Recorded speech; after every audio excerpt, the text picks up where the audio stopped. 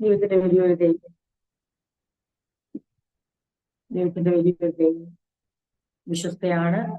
അത് ദൈവവചനത്തെ നമുക്ക് ധാരാളമായി നമ്മൾ നൽകി തരുന്നുണ്ട്. ആലോചനകളെ നമ്മുടെ ഹൃദയങ്ങളിൽ അധികമായി നൽകി തരുന്ന നമ്മളെ തന്നെ വചനങ്ങൾ നിർമ്മിക്കുന്ന ദൈവത്തിന്റെ വലിയ സ്നേഹത്തെയും ഞാൻ ഓർത്ത് ദൈവത്തിന് നന്ദി അറിയിക്കുന്നു.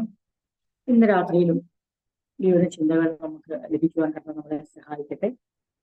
നമ്മള് കഴിഞ്ഞ ചിന്തിച്ചത് ലോത്തിനെ എപ്രകാരമാണ് അബ്രഹാം വിടിവിച്ച് രക്ഷിച്ച് ശത്രുക്കളുടെ കയ്യിൽ നിന്ന് കൊണ്ടുപോകുന്ന ആ കാര്യങ്ങളാണ് നമ്മൾ ചിന്തിച്ചത്. അതുപോലെ തന്നെ അബ്രഹാമിന്റെ ഹൃദയത്തില് എത്ര ആഴമായി ലോത്ത് ഉണ്ടായിരുന്നു, തന്റെ സഹോദരനോടുള്ള സ്നേഹത്തെയും ഒക്കെ നമുക്ക് ചിന്തിപ്പാൻ ആ അധ്യായത്തിൽ ഇടയായി. അത് അങ്ങനെ ചിന്തിച്ച് ലോത്തിന്റെ ജീവിതത്തിൽ ഒരു ദിവസം കൊണ്ട് എല്ലാം നഷ്ടമാകുന്നു. എന്നാൽ ആ കാര്യങ്ങളെ കുറിച്ച് അബ്രഹാമിന് അറിവുണ്ടായപ്പോൾ അബ്രഹാം എത്ര സ്നേഹത്തോടെ, എത്ര ആഴമായ ബന്ധത്തോടെയാണ് താൻ ആയിരുന്നെന്ന് തെളിയിക്കുന്ന ആ ഒരു സമീപനം, ഒരു പ്രവൃത്തി അബ്രഹാമിന് ഉണ്ടാകുന്നതും അബ്രഹാമിനോട് കൂടെ ഉണ്ടായിരുന്ന 118 അതെ ട്രെയിൻഡ് ആയിട്ടുള്ള വളരെ പരിശീലനം ലഭിച്ച അഭ്യാസികളായ, വളരെ നല്ല യുദ്ധത്തിന് അഭ്യസനം ലഭിച്ച നല്ല പോരാളികളുമായി കടന്നുപോയി വലിയൊരു യുദ്ധത്തിൽ നിന്ന്, അതായത് 5 രാജാക്കന്മാർ 4 രാജാക്കന്മാർക്കെതിരെ യുദ്ധം ചെയ്തപ്പോൾ 5 രാജാക്കന്മാർ തോറ്റ്, സൊദോം ഗൊമോറയുടെയൊക്കെ രാജാവ് തോറ്റു പോയ സ്ഥാനത്ത് അബ്രഹാം ചെന്ന് ലോത്തിനെയും തനിക്ക് ഉള്ളവരെയും തന്റെ സമ്പത്തിനെയും സകലത്തെയും ഒപ്പം സൊദോമിലെ പിള്ളയായിപ്പോയ കാര്യങ്ങളെ മടക്കിക്കൊണ്ടുവരുന്നതും, അബ്രഹാം മൽക്കീസദേക്ക് എന്ന ശാലോം രാജാവിനെ അഭിമുഖമായി കാണുവാനിടയാവുന്നതും, സൊദോം രാജാവിനെ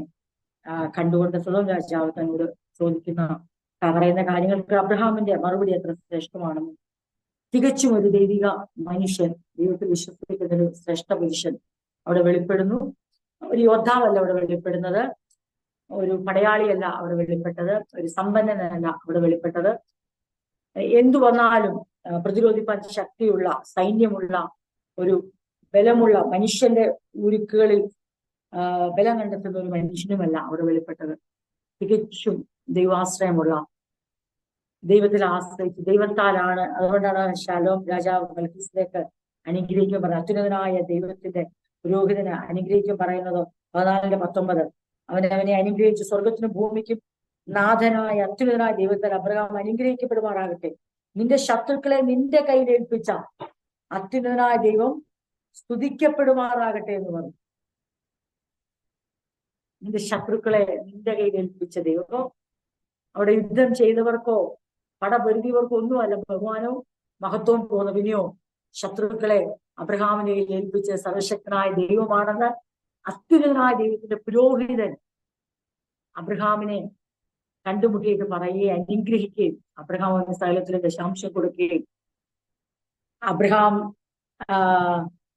സൊദോം രാജാവിനോട് ദൈവം എന്നെ സമ്പന്നനാക്കിയാൽ മതി, എന്റെ ജീവിതത്തിലെ അനുഗ്രഹങ്ങളുടെ പിന്നിൽ. അപ്പം ശലോം രാജാവ് പറഞ്ഞപ്പോ അബ്രഹാം അതിന് ആമേൻ പറഞ്ഞു, അല്ലെങ്കിൽ അത് ആ സന്തോഷം കൊണ്ട് ദൈവമാണ് ജയം കൊടുത്തു പറഞ്ഞപ്പം അല്ലയോ അങ്ങനല്ല കേട്ടോ, ദൈവമല്ല, ദൈവം സഹായിച്ചതേ ഉള്ളൂ, ഞങ്ങൾ പോരാടി കൊണ്ട് ആ ജയം കിട്ടിയെന്ന് അബ്രഹാം പറയുകയാണ്. മറിച്ച് അതിന് ആമേൻ പറയുന്നത് അത് അവണ്ണം അതങ്ങനെ തന്നെ എന്ന് താൻ പറയുന്നതിന്റെ പ്രതികരണമാണ്, അല്ലെങ്കിൽ പ്രതിഫലനമാണ് താൻ അദ്ദേഹത്തെ മാനിച്ചുകൊണ്ട് സകലത്തിലും ദശാംശം കൊടുത്തല്ലേ. കാരണം അത്രമാത്രം അബ്രഹാം തിരിച്ചറിഞ്ഞിരുന്നു, യുദ്ധത്തിന് ഇറങ്ങി പുറപ്പെട്ടാൽ എത്ര ട്രെയിൻഡ് ആയിട്ടുള്ള ആൾക്കാർ എൻ്റെ കൂടെ ഉണ്ടെങ്കിലും ജയം തരുന്നത് ദൈവമാണ്. അതുപോലെ തന്നെ സമ്പത്ത് തരുന്നതും അത് വർദ്ധിപ്പിക്കുന്നതും അതിൽ ജീവിക്കുവാനൊക്കെ അനുവദിക്കുന്ന ദൈവമാണ്. അതുകൊണ്ട് സൊദോം രാജാവിന്റെ ഒരു ഉടമ്പടിയിൽ താൻ കൈവെക്കാതെ ദൈവവുമായുള്ള ഉടമ്പടി എപ്പോഴും അതിന് ആമേൻ പറയുന്ന ഒരു മനുഷ്യൻ, ദൈവം ഒരു ഉടമ്പടിക്കായി ആഹ്വാനം ചെയ്യുമ്പോൾ മുന്നും പുറകും നോക്കാതെ അതങ്ങനെ തന്നെ എന്ന് പറഞ്ഞേൽപ്പിച്ചു കൊടുക്കുന്ന ഒരു മനുഷ്യൻ. പക്ഷെ മനുഷ്യൻ ഒരു ഉടമ്പടിക്ക് വരുമ്പോൾ അതിനെ ഒന്നുകൂടെ ചിന്തിച്ച് വിലയിരുത്തി അതിന് ആമേൻ പറയണോ, അതിന് കൈ കൊടുക്കണോ എന്ന് വീണ്ടും വിചാരമുള്ള ഒരു ദൈവിക മനുഷ്യൻ. ഒത്തിരി മാതൃക പിൻപറ്റുവാൻ ഉണ്ട്. തന്നെ അനുഗ്രഹിച്ചപ്പോൾ അനുഗ്രഹത്തെ അംഗീകരിച്ച മനുഷ്യൻ, ആ ജയം ദൈവത്തിന്റെ കയ്യിൽ നിന്ന് ലഭിച്ച ജയമാണെന്ന് താഴ്മയുള്ള മനുഷ്യനെ ഉൾക്കൊള്ളാൻ പറ്റത്തുള്ളൂ. കാരണം അവിടെ തന്റെ കൂടെയുള്ള അഭ്യാസികളെ കുറിച്ചോ തന്റെ കൂടെയുള്ള സൈന്യത്തെ കുറിച്ചോ തന്റെ നേതൃത്വത്തെ കുറിച്ചോ അവിടെ ഒന്നും പറയുന്നില്ല. പിന്നെയോ തന്നെ നയിച്ച ദൈവത്തെ കുറിച്ച് പറയുമ്പോൾ അത് അങ്ങനെ തന്നെ ഉൾക്കൊള്ളാൻ കഴിവുള്ള മനുഷ്യൻ. എത്ര അത് യഥാർത്ഥത്തിൽ ഹൃദയത്തിൽ അങ്ങനെ ആയതുകൊണ്ടാ. അപ്പം ശലോം രാജാവിനെ, മൽക്കീസദേക്കിനെ, ദൈവത്തിന്റെ പുരോഹിതനായ അത്യുന്നതനായ ദൈവത്തിന്റെ പുരോഹിതനെ ആദരിച്ചുകൊണ്ട് അവനെ അനുഗ്രഹിച്ചപ്പോൾ, ആ ജയം ദൈവത്തിന് മഹത്വമായി വെളിപ്പെട്ടപ്പോൾ അവൻ അബ്രഹാം സകലത്തിലും ദശാംശം. അവിടെ ഏറ്റവും ശ്രേഷ്ഠമായ ഒരു കൂടിക്കാഴ്ച നമ്മൾ കഴിഞ്ഞ ആഴ്ച ചിന്തിച്ചു. അത് അബ്രഹാം അറിഞ്ഞു പുറപ്പെട്ടതല്ല നമ്മൾ സംഭവിക്കുമെന്ന്. അബ്രഹാമിന്റെ ജീവിതത്തിൽ തന്റെ സഹോദരനെ രക്ഷിപ്പാൻ കടന്നുപോയ അബ്രഹാമിന്റെ ജീവിതത്തിന്റെ ഒരു വഴിത്തിരിവായിരുന്നു അത്. സ്വർഗം സന്തോഷിച്ചൊരു ദിവസമായിരുന്നു അത്. ദൈവത്തിന്റെ മഹത്വം വെളിപ്പെട്ടൊരു ദിവസമായിരുന്നു. ദൈവം തന്റെ പുത്രനോട് അറിയിക്കുന്ന ആ ദൈവിക വാഗ്ദാനങ്ങളുടെ ഒരു അടിത്തറയായിരുന്നു അത്. അതുകൊണ്ടാണ് 110 സങ്കീർത്തനത്തിൽ യഹോവയായ ദൈവം എന്റെ കർത്താവിനോട് അരുളി ചെയ്ത്, ഞാൻ നിന്റെ ശത്രുക്കളെ നിന്റെ പാദപീഠമാക്കുവോളം. അങ്ങനെ പറഞ്ഞേ അവന് എന്താ പറഞ്ഞേ, മൽക്കീസദേക്കിന്റെ ക്രമപ്രകാരം എന്നേക്കും ഒരു പുരോഹിതൻ, മൽക്കീസദേക്കിന്റെ ക്രമപ്രകാരം ഒരു മഹാപുരോഹിതൻ ഇതാ നമുക്കുണ്ട്. അല്ലെങ്കിൽ ആ വാഗ്ദാനം ക്രിസ്തുവിന് നൽകിക്കൊടുത്ത ആ ഭാഗം നമ്മൾ വായിക്കുകയും ധ്യാനിക്കുകയും എബ്രായലേഖനത്തിൽ നമ്മൾ ചിന്തിക്കുകയൊക്കെ ചെയ്തിട്ടുള്ള അതിന്റെ തായ്വേര് വിടുന്ന അതൊക്കെ അന്നത്തെ ദിവസം സംഭവിക്കുന്ന നമ്മുടെ സ്വപ്നത്തിൽ പോലും വിചാരിച്ചില്ല. അതൊന്നും ആർക്കും ദൈവം വെളിപ്പെടുത്തിയിരുന്നില്ല. അത് മറവായിരുന്നു. പക്ഷെ ആ സമയം വന്നപ്പം ദൈവം തന്റെ പ്രവൃത്തി വെളിപ്പെടുത്തി ദൈവികമായ ഉദ്ദേശങ്ങളെ സാധ്യമാക്കി ദൈവം ചെയ്തെടുക്കുന്നതാണ്. 110:4 നീ സംഘത്തിൽ 110:4 നീ മൽക്കീസദേക്കിന്റെ ദൈവത്തിൽ എന്നേക്കും ഒരു പുരോഹിതനെ യഹോവ സത്യം ചെയ്തു അനുവദിക്കുകയില്ല. അത് ദാവീദിന്റെ ഒരു സങ്കീർത്തനം. യഹോവ എന്റെ കർത്താവിനോട് അരുളി ചെയ്തത്, ഞാൻ നിന്റെ ശത്രുക്കളെ നിന്റെ പാദപീഠമാക്കുവോളം നീ എന്റെ വലത്ത് ഭാഗത്തു. ഈ ചോദ്യമാണ് പിൽക്കാലത്ത് യേശു തന്നെ കൊടുക്കാൻ വന്ന ആൾക്കാരോട്, പരീശന്മാരെ, സദൂക്യരെ, ഹെരോദ്യരൊക്കെ ഒന്ന് യേശുവിനോട് കുടുക്ക് ചോദ്യങ്ങൾ ചോദിച്ചപ്പോ യേശുവിന്റെ ഈ ഒറ്റ ചോദ്യത്തിന് മുമ്പില് ഉത്തരം മുട്ടിപ്പോയവര്. യേശു അവരോട് ചോദ്യം ചോദിച്ചു, എന്തുകൊണ്ടാണ് ദാവീദ് അങ്ങനെ പറയുന്നത്? യഹോവ എന്റെ കർത്താവിനോട്, യഹോവ എന്തുകൊണ്ടാണ് ദാവീദ് എന്റെ കർത്താവെന്ന്? ദാവീദ് പുത്രനാണ്, പിന്നെ കർത്താവെന്ന് പറയുമോ?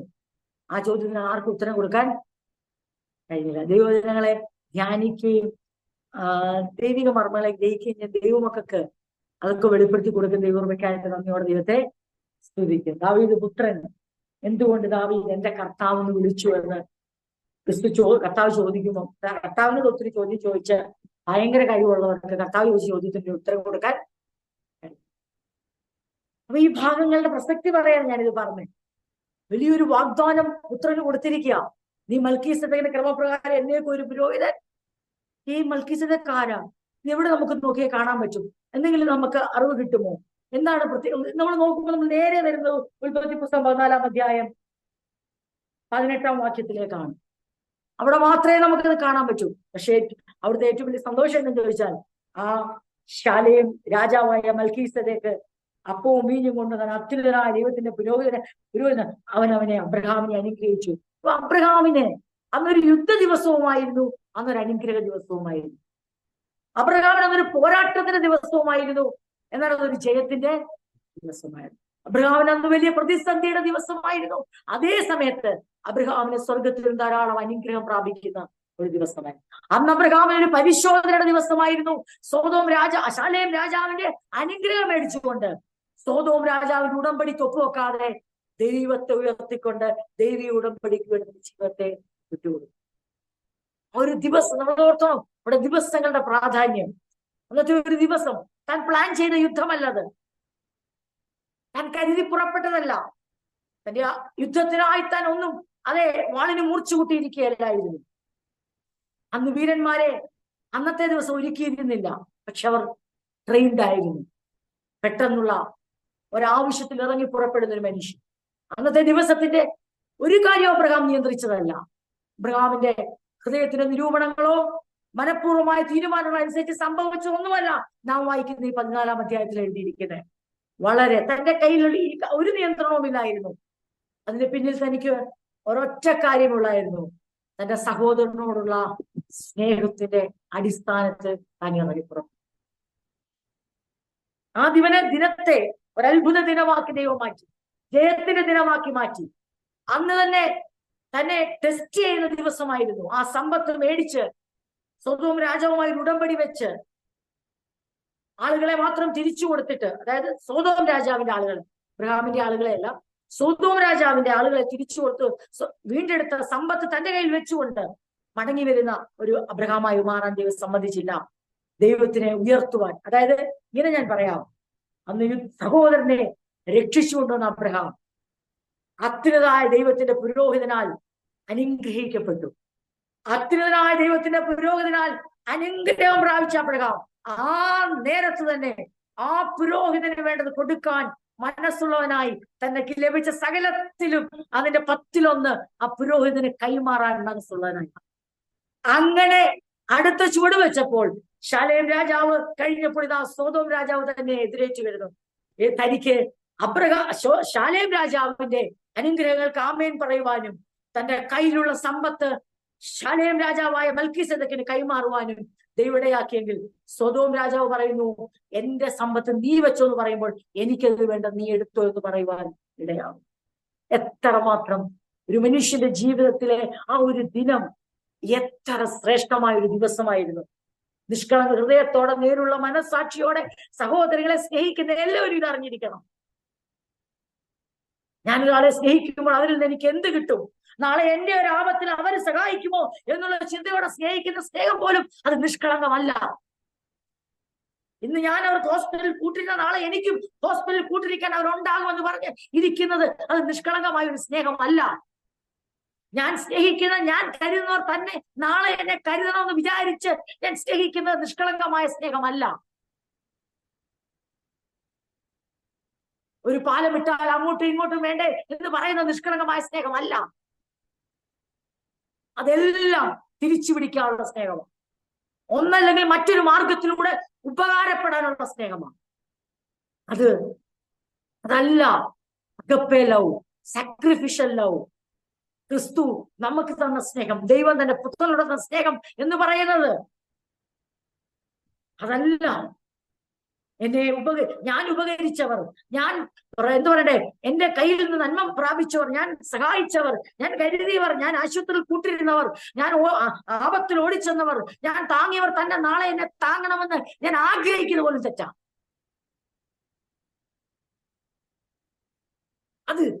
അതല്ല ദൈവം നമ്മളിൽ മറിച്ച് അതെന്റെ ഡ്യൂട്ടിയാണ്.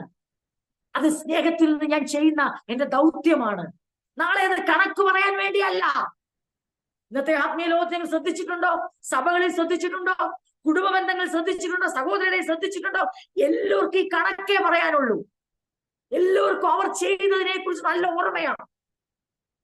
മറ്റുള്ളവർ അവർക്ക് ചെയ്ത ഉപകാരങ്ങളെ കുറിച്ച് അവർക്ക് ഓർമ്മയേ ഇല്ല. പക്ഷെ അവർക്ക് എന്ത് തങ്ങൾ ചെയ്തിട്ടുണ്ടോ അതിനെല്ലാം വലിയൊരു കണക്ക് പുസ്തകം സൂക്ഷിച്ചിട്ടുണ്ട്. പിന്നെ ഒരു കണക്ക് പുസ്തകങ്ങളുണ്ട്. അതെന്താണെന്നറിയാമോ?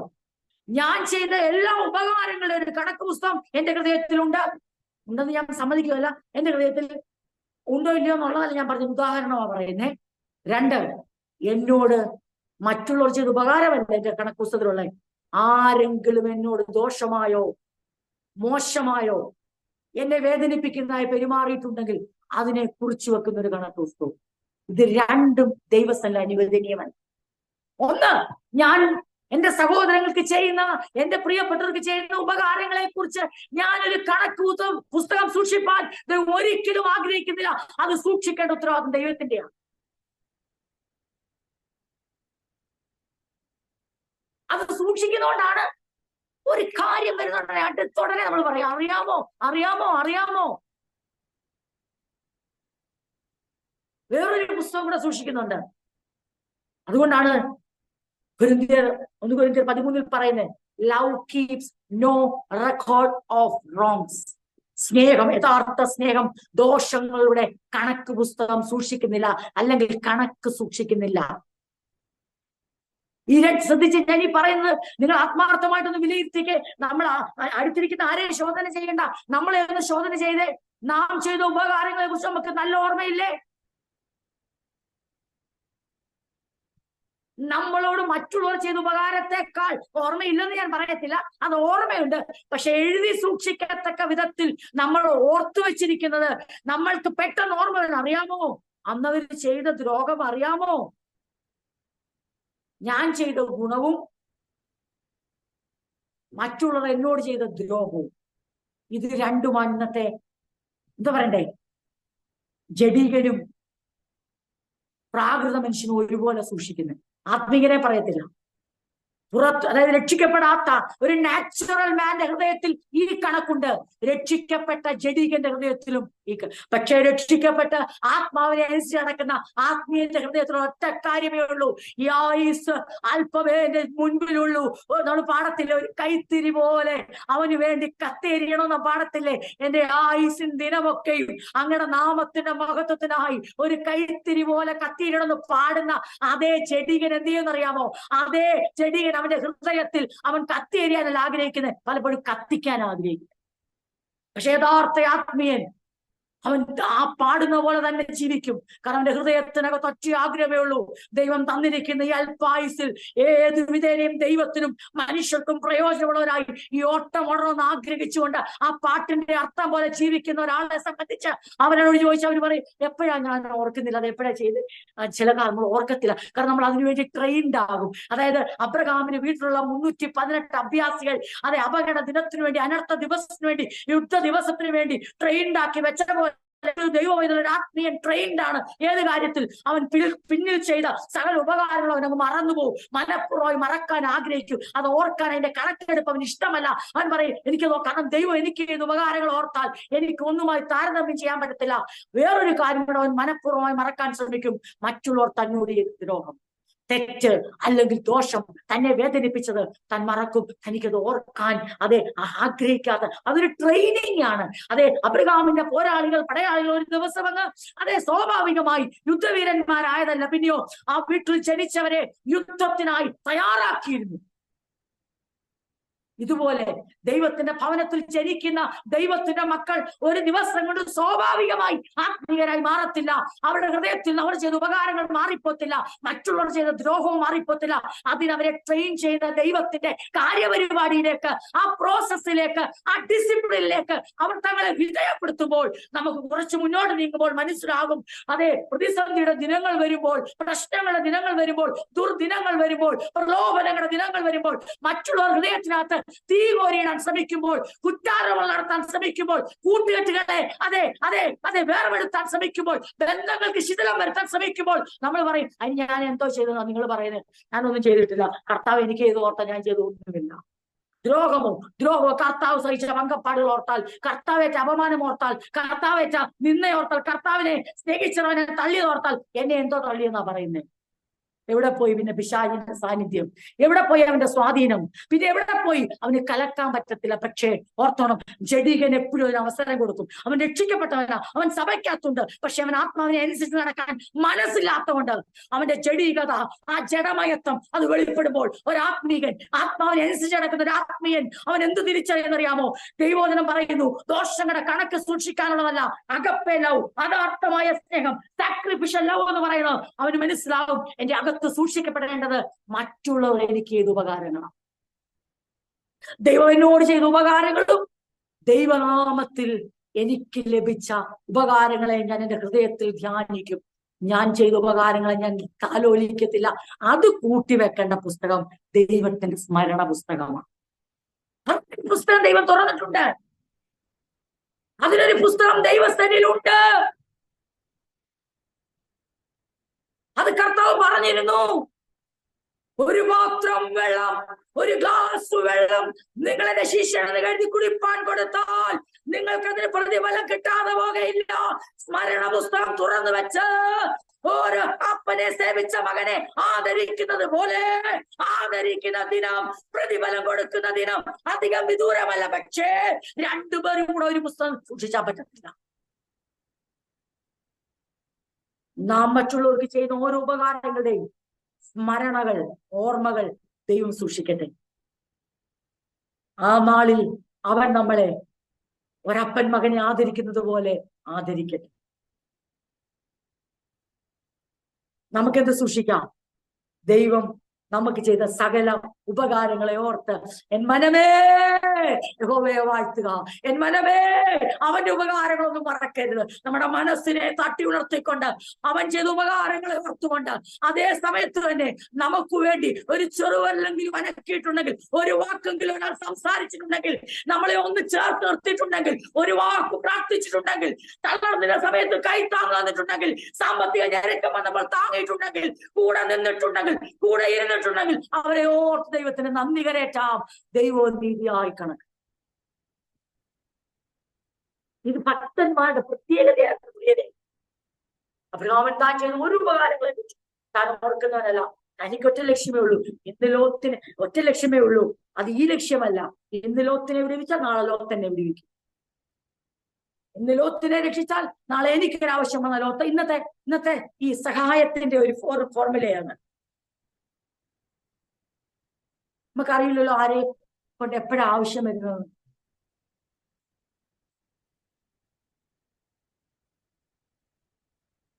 അതുകൊണ്ട് എന്താ സംഭവിച്ചെന്നറിയാവോ? കേൾക്കണം എന്താ സംഭവിച്ചെന്ന്. ഇന്നത്തെ ദൈവമക്കളിൽ ഭൂരിഭാഗം ആൾക്കാരും മിനിസ്ട്രി എന്ന മേഖലയിൽ പരാജയപ്പെട്ടു. ഏതാ? ശുശ്രൂഷ, ആരാധന, കൂട്ടായ്മ, ദൈവത്തിന് പ്രസാദമുള്ള ജീവിതം, ദൈവസഭയിലെ ദൈവമക്കൾ ഭവനത്തിലെ കൂട്ടായ്മ, ട്രാൻസ്ഫോർമേഷൻ, ഗ്രോത്ത്, രൂപാന്തരം. നാലാമത്തെ പർപ്പസാ ഏതാ? മിനിസ്ട്രി. എന്താ മിനിസ്ട്രി എന്ന് പറയുന്നത്? അവനവന്റെ പ്രാപ്തി പോലെ ദൈവം കൊടുത്തിരിക്കുന്നത് ഉപയോഗിക്കുന്ന ആ മേഖലയ്ക്ക് പറയുന്നതാണ് മിനിസ്ട്രി. അതിൽ അമ്പേ പരാജയ. കാരണം എന്താ പറയാ? ആഗ്രഹമില്ലായിട്ടല്ല, കൃപയില്ലാഞ്ഞിട്ടല്ല, കൃപാവരയില്ലാഞ്ഞിട്ടുമല്ല. കാരണം അവർ ഉപകരിച്ചു നാളെ അവർക്ക് ഉപകരിക്കപ്പെടാതിരിക്കുമ്പോൾ അവര് പറഞ്ഞ മതി, സഹായിച്ചതൊക്കെ മതി, ചെയ്തതൊക്കെ മതി, പ്രാർത്ഥിച്ചതൊക്കെ മതി, പോയതൊക്കെ മതി, കഴിഞ്ഞു. മിനിസ്ട്രി അവര് റിസൈൻ ചെയ്തു. ഒഫീഷ്യൽ റെസിഗ്നേഷൻ ലെറ്റർ തന്നില്ലെന്നേ ഉള്ളൂ. എത്രയോ പേർ ഇതിനോടകം റിസൈൻ ചെയ്തു കഴിഞ്ഞു. എന്തിനാ? നമുക്ക് മാത്രം എന്താ ഇത്ര? എനിക്ക് എന്റെ ആവശ്യമൊന്നുമില്ല. എനിക്ക് ചെന്ന ദൈവത്തെ ആരാധിച്ച് മഹത്വപ്പെടുത്തി പാടി എനിക്ക് ആരുടെ കാര്യത്തിൽ ഇടപെടേണ്ട ആവശ്യമില്ല. എനിക്ക് എന്റെ കാര്യം, എന്റെ കുടുംബത്തിന്റെ കാര്യം നോക്കിയാൽ മതി. പക്ഷെ കർത്താവ് നിന്റെ കയ്യിൽ ഒരു കണക്ക് ചോദിക്കാൻ വരുമ്പോൾ അന്നേരം ഈ നാക്ക് കാണണം പറയാൻ. ഇവിടെ കാണിക്കുന്ന ഈ നാക്കിന്റെ നീളം ഉണ്ടല്ലോ, ഇവിടെ കാണിക്കുന്ന ഈ സംസാരത്തിന്റെ ചുരുക്കുണ്ടല്ലോ, അത് കർത്താവ് ചോദിക്കുമ്പോഴേ കാണണം. എന്താണെന്നറിയോ? കർത്താവ് ചോദിച്ചു, 5 ലഭിച്ചവൻ 10 നേടിയപ്പോൾ 2 അതെ അതിന്റെ ഇരട്ടി നേടിയപ്പോൾ, അല്ല 5 10 ഏറ്റവും കുറച്ച് മേടിച്ച് 1 കൊടുത്ത് പറഞ്ഞു ഞാനത് കുഴിച്ചിട്ടു. അതെന്താ കാര്യം? ഇനി ഞാൻ കുഴിച്ചിട്ടുണ്ടല്ലോ, ഞാൻ ഇവരെക്കാളൊക്കെ വിശ്വസ്തനായോണ്ടോ? കാരണം ഞാൻ റിസ്ക് ചെയ്യാൻ തയ്യാറല്ല. കാരണം നീ ഭയങ്കര സാധനം, യജമാനൻ കൃത്യമായ കണക്ക് ചോദിക്കുന്ന ആളാണ്. കാശ് നഷ്ടപ്പെടുത്തിയാൽ ഉത്തരം കൊടുക്കണം. അപ്പൊ നഷ്ടപ്പെടാതിരിക്കാൻ ഞാൻ എന്ത് ചെയ്തു? ഞാൻ അതൊന്ന് കുഴിച്ചിട്ട് കൃത്യം, അതായത് എനിക്കറിയാം കുഴിച്ചിട്ടൊന്ന് എടുക്കാൻ ഞാൻ നിനക്ക് തിരിച്ചു തരുന്നു പറഞ്ഞു. ഇവൻ വിചാരിച്ചു ഇവൻ ഭയങ്കര സ്മാർട്ടാ. ഇവൻ വിചാരിച്ചു മറ്റുള്ളവരൊക്കെ റിസ്ക് എടുത്ത് യജമാന്റെ മുമ്പിൽ കുറ്റക്കാരാകും, ഞാൻ എന്നെ നോക്കിക്കോണം. ആ ദിവസം ഞാൻ ഞെളിഞ്ഞൊരു നിപ്പുണ്ട്. കാരണം അറിയോ? ഞാൻ ആർക്കും ഒരു ദോഷവും ചെയ്തില്ല കർത്താവെ, പിന്നെ ഞാൻ ആർക്കും ഒരു ഉപകാരവും. പക്ഷെ ഞാൻ എന്നെ കാത്തു സൂക്ഷിച്ചു. ഞാൻ നിന്റെ മുമ്പിൽ നിൽക്കുന്നു. കർത്താവ് ഇങ്ങി വാ എന്റെ കർത്താവിന് അങ്ങനെയുള്ളവരുടെ പ്രത്യേക ട്രീറ്റ്മെന്റ് ഉണ്ട്. അങ്ങനെയുള്ളവരെ ഞാൻ ആർക്കും ഒരു ഉപകാരവും ചെയ്തില്ല. പിന്നെ കർത്താവേ, അല്ല ഞാൻ ആർക്കും ഒരു ദോഷവും ചെയ്തില്ല, പിന്നെ ഉപകാരം ചെയ്യാൻ എന്നാന്നറിയാവോ? നീ കഠിനന് ഭയങ്കര സ്ട്രിക്റ്റ് ആയ ഒരു യജമാനാ. കാരണം ഞങ്ങൾ വചനത്തിൽ വായിച്ചിട്ടുണ്ട്, അധികം പറയാൻ പറ്റില്ല, അങ്ങനെ ചെയ്യാൻ ഇന്ന് കണക്ക് കൊടുക്കണം, ദൈവത്തിന് കണക്ക് ചോദിക്കും, അങ്ങനെയാണ് ഇങ്ങനെ. അപ്പൊ ഞങ്ങൾക്ക് മനസ്സിലായി അധികം കാര്യങ്ങൾ ഇടപെടാതിരുന്ന വലിയ കണക്ക് കൊടുക്കണ്ടേ. അപ്പൊ ഞങ്ങൾ എന്ത് ചെയ്തു? ഞങ്ങൾ പോയി വന്നു. ഞങ്ങൾ ഒന്നിലും ഇടപെട്ടില്ല.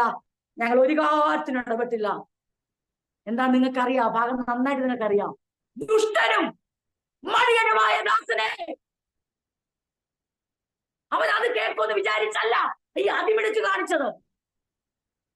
കർത്താവിന്റെ വേലയ്ക്ക് വേണ്ടി ലൈഫ് റിസ്ക് ചെയ്ത് കർത്താവിന്റെ ഹിതങ്ങൾക്കും ദൈവിക കൂട്ടായ്മയ്ക്കും വേണ്ടി, സഹോദരങ്ങൾക്ക് വേണ്ടി, പ്രിയപ്പെട്ടവർക്ക് വേണ്ടി സ്വന്തം ജീവിതത്തെക്കാൾ അധികം ദൈവത്തെ സ്നേഹിച്ച് വേല ചെയ്യുന്നവരെ കണ്ട് പോഷണം കരുതുന്നവര് അതെ ദൈവത്തിന്റെ ദൂരാണത്. ദൈവം കൊടുത്തതറിയോ? ദൈവം കൊടുത്തോണ്ടല്ലോ അവനവന്റെ പ്രാപ്തിക്കൊത്തോണ്ടാ കൊടുത്തേ. ദൈവം ഒരിക്കലും നിന്നോട് താരതമ്യ ഒരു ന്യായവിധി നടത്തത്തില്ല. അത് നമ്മുടെ വീട്ടിലെ അപ്പനമ്മമാരുടെ പ്രശ്നമാണ്. അത് എന്ത് വന്നാലും അവളെ പോലെ ആകാത്ത എന്താ, അവള് പഠിച്ചു പിടിക്കാല്, നീ കൂടെ എന്താ അങ്ങനെ ആകാത്ത, അവൾ അങ്ങനെ അല്ലായിരുന്നല്ലോ, ഇവൻ ഇങ്ങനെ ആണല്ലോ. നമ്മുടെ മാതാപിതാക്കളുടെ ഏറ്റവും വലിയ പ്രശ്നമാണ് താരതമ്യം. വീട്ടിനകത്ത് മൊത്തം താരതമ്യം. കുഞ്ഞുങ്ങളുടെ ഭാവി നശിപ്പിക്കുന്നതിന്റെ പ്രധാന ഒരു കാരണം. പക്ഷെ നമ്മുടെ കർത്താവിനെ നിങ്ങൾ ശ്രദ്ധിച്ചിട്ടുണ്ടോ? അവനൊരിക്കലും താരതമ്യ പ്രാർത്ഥനയെ തന്നെ അവൻ ഇഷ്ടപ്പെടാത്തവൻ. നമുക്ക് അവൻ താരതമ്യം ന്യായവിധിയുടെ മുമ്പിൽ ചെന്ന് നിൽക്കുമ്പോൾ ഇവനെ പോലെ പറയത്തില്ല. കർത്താവ് ഒറ്റ കാര്യം, നിനക്ക് ഞാൻ തന്നത് എത്ര എനിക്കറിയാമല്ലോ. നിന്റെ കയ്യിൽ തരുമ്പോൾ അതിനെ ക്രയവിക്രയം ചെയ്യാൻ, അതിനെ ട്രേഡ് ചെയ്യാൻ, അതിനെ വ്യാപാരം ചെയ്യാനുള്ള പ്രാപ്തിയെ നിനക്കുള്ളൂ. നീ അത് ചെയ്താൽ മതി. നീ 10ഓളം എത്തണമെന്നോ നീ 5ഓളം എത്തണമെന്നോ ഞാൻ ആഗ്രഹിച്ചില്ല. നിനക്ക് തന്നതിനെ അതിനെ നീ വിശ്വസ്തയോടെ ചെയ്താൽ മതി. ഞാൻ നിന്റെ കൂടെയുള്ളവരുമായിട്ട് ആരുമായിട്ട് നിന്നെ താരതമ്യം ചെയ്യത്തില്ല. ആ വാസ്തവത്തിലുണ്ടല്ലോ, അതറിയാമെങ്കിൽ ഇവൻ താരതമ്യം ഇവനിത് ചെലവാക്കിയേനെ, ഇവനിത് അല്ലെങ്കിൽ അതെന്തിനാണ് പറയുന്നതെന്ന് ചോദിച്ചാൽ, ദൈവമക്കളായ നാം അറിഞ്ഞിരിക്കണം ഇന്നത്തെ അതേ ആത്മീയ ശുശ്രൂഷകളിൽ നിന്ന്, ആത്മീയമായ കൂട്ടായ്മയിൽ നിന്ന്, ദൈവം ഉദ്ദേശിക്കുന്ന മേഖലകളിൽ നിന്ന് അനേകർ അതെ മിടുക്ക് കാണിച്ച് സ്വയം രക്ഷിപ്പാൻ, ന്യായവിധിയിൽ കുറ്റക്കാരാകരുന്നോർത്ത അതിമിടുക്ക് കാണിച്ച് ചെയ്യുന്ന കാര്യങ്ങൾ നാളെ അവരുടെ മുമ്പിൽ അവരുടെ ഏറ്റവും വലിയ ന്യായവിധിക്ക് കാരണമാകും. കർത്താവ് ചോദിച്ചു, ദുഷ്ടനും മടിയനുമായ ദാസനെ,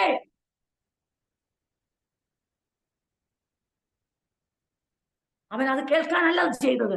അവൻ എന്തോ കേൾക്കാന്, വിശ്വസ്തനെ നീ എന്നെ ഭയപ്പെട്ടല്ലോ, അതേ ഞാൻ തന്നത് നീ തിരിച്ചു തന്നേക്ക്, അറ്റ്ലീസ്റ്റ് ഞാൻ തന്ന മുതൽ നീ നശിപ്പിച്ചില്ലല്ലോ. ഇത് കേൾക്കുമെന്ന് വിചാരിച്ചത് ചെയ്തേ. ഞാൻ ഈ കാര്യം എന്തിനാ പറയുന്നറിയാമോ പ്രിയപ്പെട്ടവരെ? നിഷ്കളങ്കമായ സഹോദര സ്നേഹത്തിന്റെ ഉത്തമ മാതൃകയാണ് അബ്രഹാമെങ്കിൽ, യോസഫെങ്കിൽ, ദാവീദെങ്കിൽ, കർത്താവായ യേശു ക്രിസ്തുവെങ്കിൽ നാം ഏത് മാതൃക പിൻപറ്റും? നാം എന്തു പറഞ്ഞാണ് മിനിസ്ട്രിയിൽ നിന്ന് പിന്മാറുന്നേ? നാം എന്തു പറഞ്ഞ ശുശ്രൂഷയിൽ നിന്ന് പിന്മാറുന്നേ? റിസ്ക് പറഞ്ഞോ?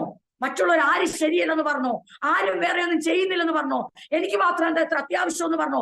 ഞാൻ ഭയപ്പെടുന്നു എന്ന് പറഞ്ഞോ? യേശു അതെ ഭയങ്കര സ്ട്രിക്റ്റ് ആണ്, നാളെ ന്യായവിധിയുടെ മുമ്പിൽ ഞാൻ കണക്ക് കൊടുക്കേണ്ടി വരുമെന്ന് പറഞ്ഞോ? ഞാൻ കുറ്റക്കാരിയാകുമെന്നോ കുറ്റക്കാരനാവുന്ന എന്ത് പേടിച്ചിട്ടാ അവിശ്വസ്തരാകുന്നേ?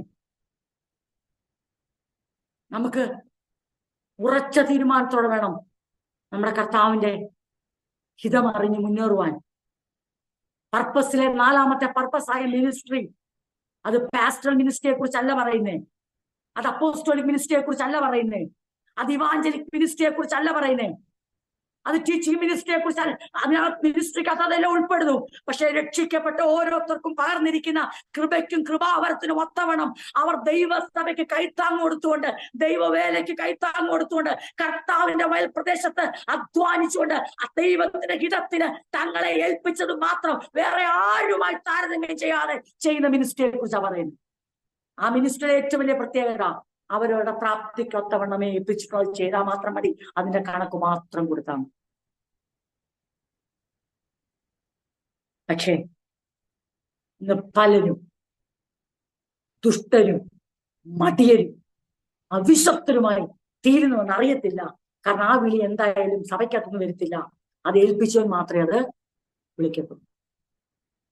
ആരാണോ അത് ഭരമേൽപ്പിച്ച ആൾക്ക് അത് വിളിക്കാനുള്ള അധികാരമുള്ളൂ. ആള് വിളിക്കുമ്പോൾ ഈ പറഞ്ഞ നാക്കിന്റെ നീളമെല്ലാം അവിടെ പോകും. ഒന്നും പറയാനില്ല. കല്യാണ വസ്ത്രം ധരിക്കാതെ വിവാഹ വിരുന്നിന് പ്രവേശിച്ച ആൾക്ക് വെളി വെച്ച് ഭയങ്കര സംസാരമായിരുന്നു. ഒരു ഫൂളിഷായിട്ടാണ് മറ്റുള്ളവരെ കരുതുന്നത്. ഏതായാലും നമ്മൾ തെരുവിലിരുന്നവരാ, ഏതായാലും നമ്മൾ കൊള്ളരുതാത്തവരാ, ഏതായാലും നമ്മൾ പിടിച്ചുപറിക്കാരാ, ഏതായാലും നമ്മൾ അതേ മാന്യരല്ല, പിന്നെ നമ്മളെ വിളിച്ചതാ, പിന്നെ ഇതിനകത്ത് കയറി ഈ കുപ്പായം കൊണ്ടിരുന്ന കാര്യമുണ്ടോ?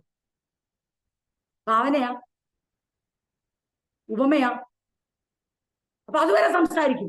പിന്നെ അങ്ങനെ പറ്റത്തുള്ളൂ. യേശുവിന്റെ നീതിയുടെ വസ്ത്രം ധരിച്ചെങ്കിൽ മാത്രമേ, യേശുവിൽ മറഞ്ഞിരുന്നെങ്കിൽ, അവന്റെ രക്ഷയിൽ മറഞ്ഞ് അവന്റെ നീതീകരണത്തിൽ മറഞ്ഞിരുന്നാലേ നീതിയുള്ളോ രക്ഷയുള്ളോ എന്ന് ചോദിക്കുന്നവർക്ക് ഒറ്റ ചോദ്യം, സ്നേഹിത, നീ കല്യാണ വസ്ത്രമില്ലാതെ എങ്ങനെ അകത്തോന്നും? വലിയ വാലിൽ നിന്ന് പോയി, നാക്ക് നിന്ന് പോയി, ഇങ്ങനെ എഴുതിയിരിക്കുന്നു, ഹി വാസ് സ്പീച്ച്ലെസ്, അവന്റെ വാക്ക് മുട്ടിപ്പോയി. അപ്പം രക്ഷിക്കപ്പെടാത്തവരുടെ വാക്ക് ചോദിക്കേണ്ടവരുടെ ചോദ്യത്തിന് മുമ്പിൽ ഉത്തരം മുട്ടിപ്പോകുന്ന പോലെ, രക്ഷിക്കപ്പെട്ടിട്ട് തങ്ങളുടെ ദൗത്യം നിറവേറ്റാത്തവരുടെ നാക്കും വാക്കും ഇവിടെ മുട്ടിപ്പോവും. ഉത്തരവാദിത്തം ഭരമേൽപ്പിച്ചതിന്റെ മുമ്പിൽ മുട്ടിപ്പോവും. ഇത് വ്യക്തമായി ദൈവസഭ, ദൈവമക്കൾ അറിഞ്ഞോണം. അബ്രഹാം ഇറങ്ങി പുറപ്പെട്ടത് തന്റെ സഹോദരനെ രക്ഷിപ്പാനാ.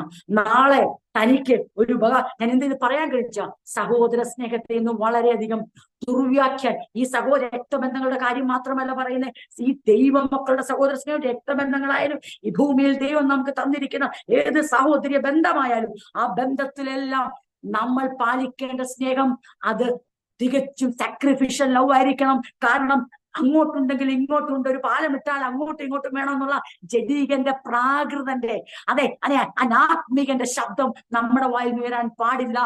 നമ്മെ ഏൽപ്പിച്ചു, നമുക്ക് ചെയ്ത് മുന്നോട്ട് പോകാം. ബാക്കിയുള്ള കാര്യങ്ങൾ കണക്ക് നമുക്കിങ്ങനെ ഒരു തീരുമാനമെടുക്കാം. എന്റെ ഹൃദയത്തിനകത്ത് ഞാൻ മറ്റുള്ളവർക്ക് ചെയ്ത ഉപകാരങ്ങളുടെ ഒരു കണക്കിന് ഞാൻ സൂക്ഷിക്കത്തില്ല. അത് ഞാൻ ആർക്ക് കൈമാറുന്നു? ദൈവത്തിന് കൈമാറുന്നു. എന്റെ ദൈവമാണ് ആ സ്മരണ പുസ്തകം എഴുതി വെച്ചിരി. അത് തുറക്കേണ്ട സമയം ദൈവം തുറക്കും. 2, love keeps no record of wrongs. സ്നേഹം, യഥാർത്ഥമായ ദൈവസ്നേഹം, അഗപ്പേ സ്നേഹം ദോഷങ്ങളുടെ കണക്ക് സൂക്ഷിച്ചു വെക്കുന്നില്ല. അങ്ങനെ ഒരു പുസ്തകം എന്റെ ഹൃദയത്തിൽ പാടില്ല. ദൈവമാണ് ഓരോ പ്രവൃത്തികളെയും ശോധന ചെയ്യുന്നത്. പിന്നെ എന്റെ മനസ്സിനോട് ഞാൻ എന്ത് പറയുന്നറിയാവോ? എന്റെ മനസ്സ് ദൈവത്തിന്റെ ഉപകാരങ്ങളെ മറക്കാൻ ഞാൻ സമ്മതിക്കത്തില്ല. എന്റെ മനസ്സ് എന്റെ സഹോദരങ്ങളെ എനിക്ക് ചെയ്ത ഉപകാരങ്ങളെ, സ്നേഹത്തെ മറക്കാൻ ഞാൻ സമ്മതിക്കത്തില്ല. നാളെ അവരെ കുറിച്ച് ഒരു കുറ്റം കേൾക്കുമ്പോൾ, ആരെങ്കിലും അവരെ കുറിച്ച് ഒരു ദോഷം പറയാൻ ശ്രമിക്കുമ്പോൾ ഞാൻ എന്തിനു ശ്രമിക്കുമെന്നറിയാമോ? അവർ എനിക്ക് ചെയ്ത ഉപകാരങ്ങളെ ഉയർത്തിപ്പിടിക്കാൻ ഞാൻ ശ്രമിക്കും. അങ്ങനെയല്ല, അങ്ങനെയല്ല, അങ്ങനെയല്ല. എന്റെ ഹൃദയത്തിൽ നിറഞ്ഞു കവിയുന്നത് ഞാൻ പറയട്ടെ എന്ന് പറഞ്ഞുകൊണ്ട് ആ പറഞ്ഞു വരുന്നതിനെ ഞാൻ ദൈവസ്നേഹത്താൽ, എന്റെ ഉള്ളിൽ സഹോദര സ്നേഹത്താൽ ഞാൻ ആ കാര്യങ്ങളെ പൂർണ്ണമായും നീക്കിക്കൊണ്ട് ദൈവസ്നേഹത്തോടെ പ്രദർശിക്കും. അത് ഉള്ളിലുണ്ടല്ലേ പറ്റത്തുള്ളൂ കേട്ടോ. ഇതൊന്നും തിയറി ക്ലാസ് നമുക്ക് ലഭിക്കുന്നത്, ഇത് പ്രാക്ടിക്കൽ ആക്കാനാ. ഇതൊന്നും കണ്ണടച്ച് ചെയ്തെടുക്കാൻ പറ്റുന്ന കാര്യമല്ല. ഇത് ദൈവസഭയ്ക്കകത്ത് കൂട്ടായ്മയിൽ ദൈവവചനത്തിലൂടെ നമുക്കുണ്ടാകേണ്ട ഡിസിപ്ലിനാണ്. അതിന്റെ അനന്തര ഫലമായിട്ടേ അത് സംഭവിക്കത്തുള്ളൂ. അങ്ങനെ അബ്രഹാം ഇറങ്ങി പുറപ്പെട്ടു. അബ്രഹാമിന്റെ മനസ്സിൽ പോലുമില്ല ഇന്ന് നിനക്ക് ആ പ്രശ്നമെങ്കിൽ നാളെ എനിക്ക് ആ പ്രശ്നം. ഇന്ന് ഞാൻ ഹോസ്പിറ്റലിൽ കിടക്കുവാൻ, നീ കിടക്കുവാണെങ്കിൽ ഞാൻ കിടക്കും. അപ്പൊ ഞാൻ കൂട്ടിരിക്കുന്ന ആൾ നീ എനിക്ക് വിടും, എനിക്ക് വന്ന് നീ തരും, നാളെ എനിക്ക് പിന്നെ ദൈവം എന്തിയെ, കർത്താവ് എന്തിയെ? പിന്നെ അല്ല ആശ്രയിക്കുന്നത്. ഞാൻ നിനക്ക് ചെയ്യും, നീ എനിക്ക് ചെയ്യണം. ഞാൻ നിന്റെ പിള്ളേരെ നോക്കും, നീ എന്റെ പിള്ളേരെ നോക്കണം. ഞാൻ നിന്റെ വീട്ടിൽ കല്യാണം വന്നാൽ ഞാൻ കഷ്ടം. അപ്പൊ എന്റെ വീട്ടിൽ കല്യാണം, ഇതെന്താ ഇത് ആരാ ഇത്? ഇപ്പൊ കർത്താവ് എങ്ങനെയാ പ്രൊവൈഡ് ചെയ്യുന്നത്? കർത്താവിന്റെ അത്ഭുതങ്ങൾ എങ്ങനെയാ കാണുന്നത്? കർത്താവിന്റെ കരുതൽ എങ്ങനെ വെളിപ്പെടും? നമ്മൾ തന്നെ എല്ലാം റെഡിയാക്കി അങ്ങോട്ടും ഇങ്ങോട്ടും പറഞ്ഞു വെച്ചേക്കുവാ. ഇങ്ങനെയുള്ളതിനൊക്കെ തകർക്കും ദൈവം. എല്ലാ പ്രതീക്ഷകളെയും തകർക്കും ദൈവം. എല്ലാ ആഗ്രഹങ്ങളെയും ദൈവം തകർക്കുന്നറിയോ? മറ്റൊന്നിനും വേണ്ടിയല്ല, ദൈവത്തിന്റെ മഹത്വം നാം രുചിച്ചറിയുവാൻ, ദൈവം ആരെന്ന് മനസ്സിലാക്കുവാൻ, അവന്റെ കരുതൽ എന്ന് മനസ്സിലാക്കുവാൻ, അവന്റെ സ്നേഹം എന്തെന്ന് മനസ്സിലാക്കുവാൻ. നാം സ്നേഹിക്കാൻ പറഞ്ഞോണ്ടല്ലോ, തിരിച്ചിങ്ങോട്ട് സ്നേഹിക്കാൻ പോലും നമ്മോട് സ്നേഹിക്കാൻ പറഞ്ഞ ഓരോരുത്തരുടെ ഉത്തരവാദിത്തം അത് ചെയ്യേണ്ടത്. സ്നേഹിക്കുന്നവന്റെ ജീവിതത്തിൽ നിർബന്ധം പോലും പിടിക്കാൻ കഴിയത്തില്ല എന്നെ തിരിച്ചൊരാൾ സ്നേഹിക്കണമെന്ന്. അങ്ങനെ പോലും ഡിമാൻഡ് ചെയ്യാൻ നമുക്ക് റൈറ്റ് ഇല്ല. പക്ഷേ അത് ഓരോരുത്തരുടെ ഉത്തരവാദിത്തമാകുമ്പോ എല്ലാവരും അത് ചെയ്യും. എല്ലാവർക്കും ഇത് ഒരുപോലെ ബാധകമാണ്. ഇത് ഒരാൾക്ക് മാത്രമുള്ള സന്ദേശമല്ല, ഇത് രക്ഷിക്കപ്പെട്ട ഓരോ ദൈവത്തിനുള്ള സന്ദേശമായോണ്ട് എല്ലാവർക്കും ഇത് ബാധകമാണ്. നമുക്കതുകൊണ്ട് നമുക്ക് ഈ വചനങ്ങളെ കേൾക്കുമ്പോൾ ഇന്ന് രാത്രി എനിക്കറിയാം, ഞാൻ പ്രതീക്ഷിക്കുന്നതിന്റെ മറുവശത്തേക്കോ അല്ലെ അല്പം മാറിയോ കടന്നു പോകുമ്പോൾ നിങ്ങൾക്ക് അതിനകത്ത് പരിഭവം തോന്നണ്ട. നമുക്ക് നമ്മളെ ശോധന കഴിക്കണ്ടേ? എന്താ ശോധന കഴിക്കട്ടെ? അതെ, എന്റെ ഹൃദയത്തിൽ വ്യാപരിക്കുന്നത് നിഷ്കളങ്കമായ സഹോദര സ്നേഹമാണോ? അല്ലോ, ഞാൻ എല്ലാ കാര്യങ്ങളും എവിടെങ്കിലും ഒരു തെറ്റു വെച്ച് അപ്പൊ എന്റെ അറിയാമോ ഇങ്ങനെ പറയുന്ന ബാലിശമായ ജഡികമായ ഞാൻ അങ്ങനെ ഒരു സ്വഭാവത്തിൽ ഇതുവരെ പുറത്തു വന്നിട്ടില്ലേ എന്ന് സ്വയം ശോധന കഴിക്കാൻ ഇന്ന് രാത്രി ഒരു അവസരം ദൈവം തരികയാണ്. ഒറ്റ നിമിഷം കൊണ്ട് എല്ലാം മറക്കുന്ന, ഒരു നിമിഷം കൊണ്ട്, ഒരു ചെറിയ വേദന കൊണ്ട്, ഒരു ചെറിയ സംഭവം കൊണ്ട്, ഒരു ചെറിയ തെറ്റിദ്ധാരണ കൊണ്ട്, ഒരു നോ കൊണ്ട് ദൈവത്തെയും ദൈവം ആക്കി വെച്ചവരെ ഒരു നിമിഷം കൊണ്ട് മറക്കുന്ന, വെറുക്കുന്ന ആ സ്നേഹമാണ് നമ്മുടെ ഉള്ളിലെങ്കിൽ, ആ വികാരമാണെങ്കിൽ ഇന്ന് രാത്രി നമുക്ക് ഗുണപ്പെടാനുള്ള ഒരു ദിവസമാണ്. നമുക്ക് നമ്മളെ തിരുത്താനുള്ള ഒരു ദിവസമാണ്. ഇല്ല കർത്താവേ, ഞങ്ങളുടെ മുമ്പിൽ വെച്ചിരിക്കുന്ന ഭക്തന്മാരുടെ അങ്ങയുടെ മാതൃക ഇങ്ങനെ അല്ലേ അല്ല.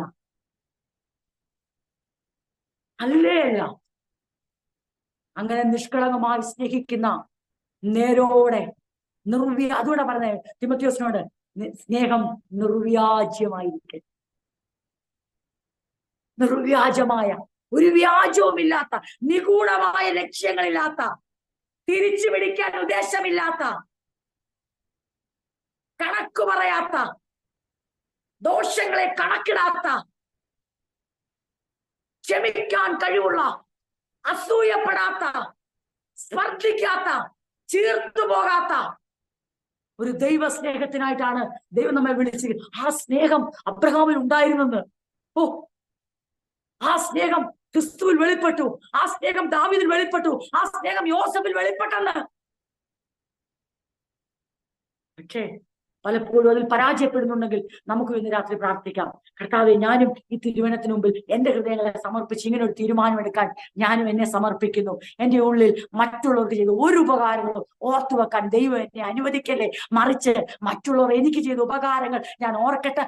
അതിനേക്കാൾ ഉപരി ദൈവം എനിക്ക് ചെയ്ത ഉപകാരം, ഇത് രണ്ടും ഓർത്ത് നിനക്ക് നന്ദി കരയറ്റാൻ ഞാൻ നിയോഗിക്കപ്പെട്ടവനാണ്, നിയോഗിക്കപ്പെട്ടതാണ്. ഞാൻ ചെയ്ത ഉപകാരങ്ങൾ ഞാൻ ഓർത്തോണ്ട് പ്രത്യേകിച്ച് ഒരു ഗുണവുമില്ല, അതുകൊണ്ട് ദോഷമേ ഉണ്ടാകത്തുള്ളൂ. ഞാൻ ചെയ്യുന്ന, എന്നെ കൊണ്ട് അവിടുന്ന് ചെയ്യിക്കുന്ന എല്ലാ സൽപ്രവൃത്തികളുടെയും പൂർണ്ണമായ കണക്ക് അങ്ങയുടെ പുസ്തകത്തിലുള്ളതിനായി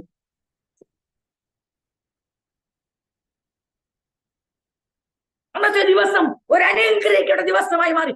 യുദ്ധത്തിന്റെ ദിവസം, വലിയ ജീവൻ മരണ പോരാട്ടത്തിന്റെ ദിവസം, ജീവനോടെ മടങ്ങി വരുമോ എന്നറിയാത്ത ദിവസം, തോൽക്കുമോ ജയിക്കുമോ എന്നറിയാത്ത ദിവസം, സർവശക്തനായ ദൈവത്തിൽ ആശ്രയിച്ച് തന്റെ സഹോദരന്റെ വീണ്ടെടുപ്പിനായി ഇറങ്ങി പുറപ്പെട്ട ദിനം, നിഷ്കളങ്ക ഹൃദയത്തോടെ, നിർമ്മല മനസ്സാക്ഷിയോടെ, കൊള്ളയ്ക്ക് വേണ്ടിയല്ല, സമ്പത്തിന് വേണ്ടിയല്ല, അടുത്ത സൊദോമിന്റെ രാജാവാകാനല്ല, കനാനിലെ രാജാവാകാനല്ല, നാട്ടുരാജാവായി വാഴാനല്ല, പ്രഭുവായി മനുഷ്യനാൽ ഉയർത്തപ്പെടാനല്ല, ലോത്തിന്റെ ഹൃദയത്തിൽ ഒരു പ്രത്യേക സ്ഥാനത്തിനല്ല, ഒന്നിനും വേണ്ടിയല്ല, മറിച്ച് ദൈവം ഏൽപ്പിച്ച ദൗത്യം എന്ന നിലയിൽ തന്റെ സഹോദരൻ തന്നോടൊപ്പം ഇറങ്ങി പുറപ്പെട്ടവൻ.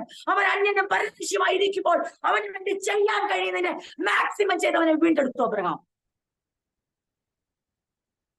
ആ വരവിൽ സ്വർഗത്തിലെ ദൈവം തന്റെ പുത്രനെ നിയോഗിച്ച, തന്റെ പുത്രനെ ഉയർത്തുവാനും ആക്കുവാനും വെച്ചിരിക്കുന്ന പദവിയുടെ നിഴലായി വെളിപ്പെട്ട മൽക്കീസെദെക്കിനെ അബ്രഹാമിന്റെ മുമ്പിലേക്ക് കൃത്യസമയത്ത് കൂടിക്കാഴ്ചക്കായി അയക്കുന്നു.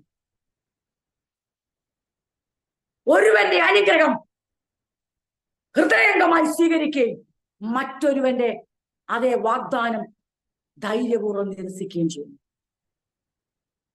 ദൈവത്താലുള്ള അനുഗ്രഹം ഹൃദയംഗമായി സ്വീകരിച്ചുകൊണ്ട് മനുഷ്യൻ സമ്പന്നനാക്കാനുള്ള വാഗ്ദാനം ധൈര്യസമേതം കരങ്ങൾ ഉയർത്തി യഹോവയുടെ നാമത്തിൽ സത്യം ചെയ്ത് നിരസിച്ചുകൊണ്ട് അബ്രഹാം പോകുന്നതാണ് നമ്മൾ ചിന്തിച്ചു നിർത്തിയത്. എന്റെ ഹൃദയത്തിൽ അത് ഇങ്ങനെ വളരെയധികം സ്പർശിച്ചൊരു കാര്യം.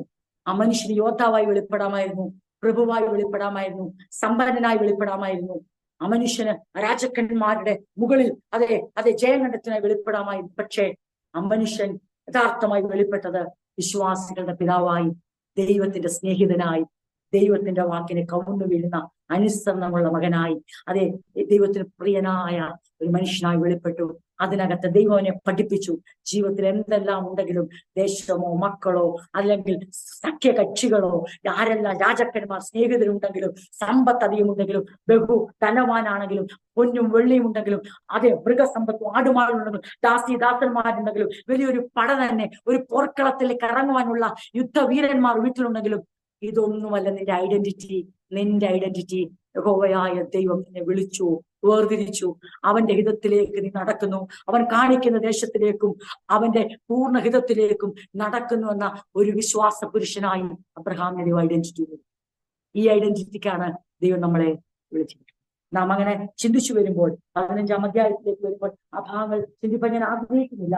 കാരണം അവിടെ ദേശത്തിനെ ലഭിക്കുമെന്നുള്ള ഉടമ്പടി അബ്രഹാമിന് ദൈവം കൊടുക്കുന്നു. 15-ാം അധ്യായം ദേശം നിനക്ക് ഞാൻ തരും എന്നുള്ളതിന്റെ അടയാളവും 16-ാം അധ്യായം വരുമ്പോൾ അബ്രഹാമിന്റെ ജീവിതത്തിൽ സംഭവിക്കാൻ പാടില്ല, പക്ഷെ മാനുഷികമായ ആലോചനകളാലും അല്ലെങ്കിൽ ജീവിതത്തിന്റെ ആവശ്യങ്ങൾ കടന്നു വന്നപ്പോൾ അത് സഹിപ്പാൻ കഴിയാത്തൊരവസ്ഥ അബ്രഹാമിനല്ല സാറയ്ക്കുണ്ടായപ്പോൾ അവരുടേതായ തീരുമാനം, ഞാൻ എപ്പോഴും പറഞ്ഞൊരു കാര്യമാണ്, പെർഫെക്റ്റ് വില്ലിന് പകരം പെർമിസീവ് വില്ലുണ്ടാകുന്ന ഒരു അധ്യായമാണ് ഉൽപ്പത്തി പുസ്തകം 16-ാം അധ്യായം. 15-ാം അധ്യായം ദേശം അബ്രഹാം ലഭിക്കുന്നുള്ള ഉടമ്പടി ചെയ്യുന്നു.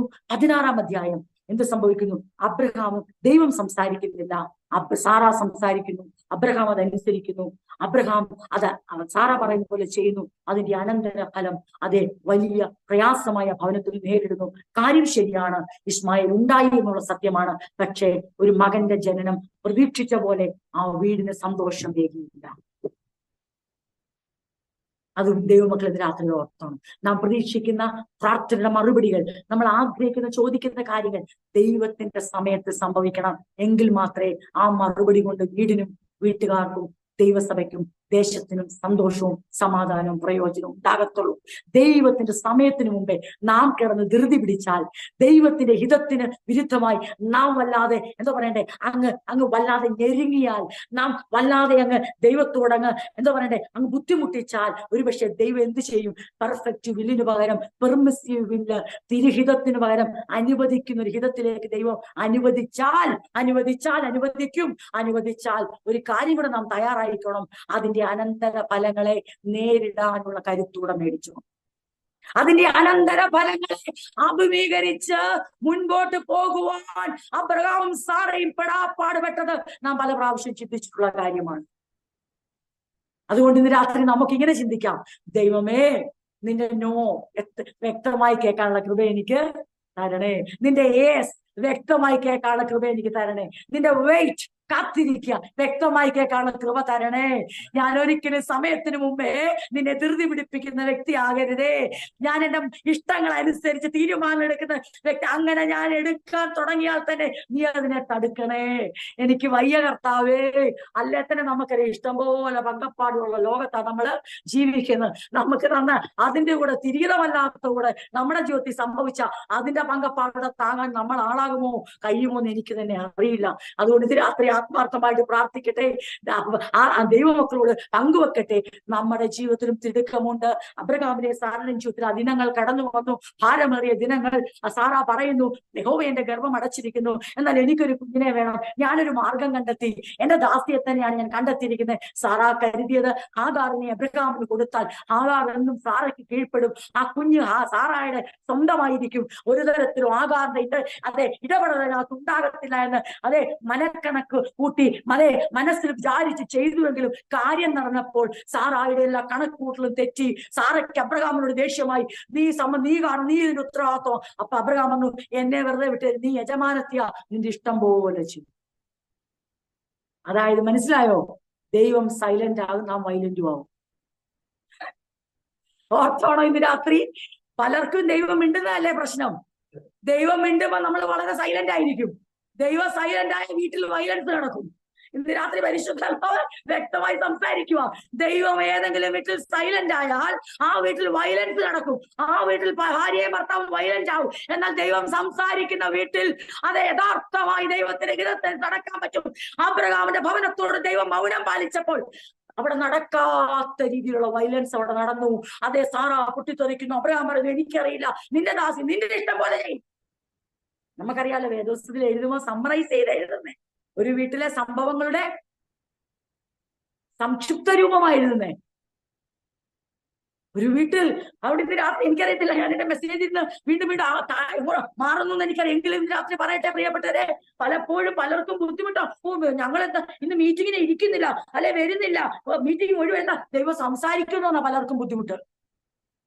ഓർത്തോണം, നമ്മൾ ദൈവത്തെ സ്തുതിച്ചോണം. കർത്താവേ, നീ ഒരിക്കലും സൈലന്റ് ആകല്ലേ.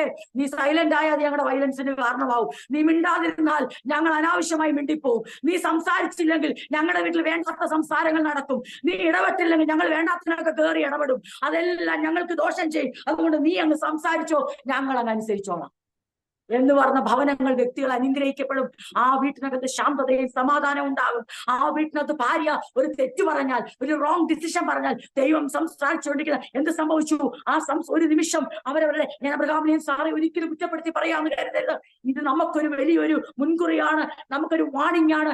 കാരണം വിശ്വാസികളുടെ പിതാവും മാതാവും ആണെങ്കിൽ പോലും പെർഫെക്റ്റ് വില്ലിനപ്പുറം ഒരു പെർമിസീവ് വില്ലിന് പോയാൽ ആ കോൺസിക്വൻസ് ദൈവം ഏറ്റെടുക്കത്തില്ല.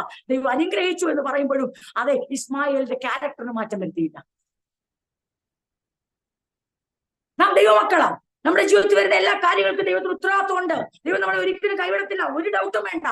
പക്ഷേ നമ്മുടെ സമയത്ത് കാണിക്കുന്ന ഈ ധൃതി ഉണ്ടല്ലോ, ദൈവത്തിനും തന്റെ ഹിതത്തിനും വേണ്ടി കാത്തിരിക്കാൻ കഴിയാതെ നാം എടുക്കുന്ന വളരെ മിടുക്ക് കാണിക്കുന്ന തീരുമാനങ്ങളുണ്ടല്ലോ, അതായത് നമുക്കുള്ള പ്രൊവിഷൻസിനെ, നമുക്കുള്ള അധികാരങ്ങളെ ഉപയോഗിച്ച്, നമുക്കുള്ള അതെ ഇൻഫ്രാസ്ട്രക്ചേഴ്സിനെ ഉപയോഗിച്ച്, നമുക്കുള്ള ഫെസിലിറ്റീസിനെ ഉപയോഗിച്ച് നാം നമ്മുടെ പല വിഷയങ്ങൾക്കും മറുപടി കണ്ടെത്താൻ ശ്രമിക്കുമ്പോൾ ദൈവം മൗനമായി പോകുമ്പോൾ അതിന്റെ കോൺസിക്വൻസ് ഫേസ് ചെയ്യാൻ നാം തയ്യാറായി പോകും. അതിന്റെ അനന്തര ഫലങ്ങൾ ആ വീടിനെ പിടിച്ചുലച്ചു.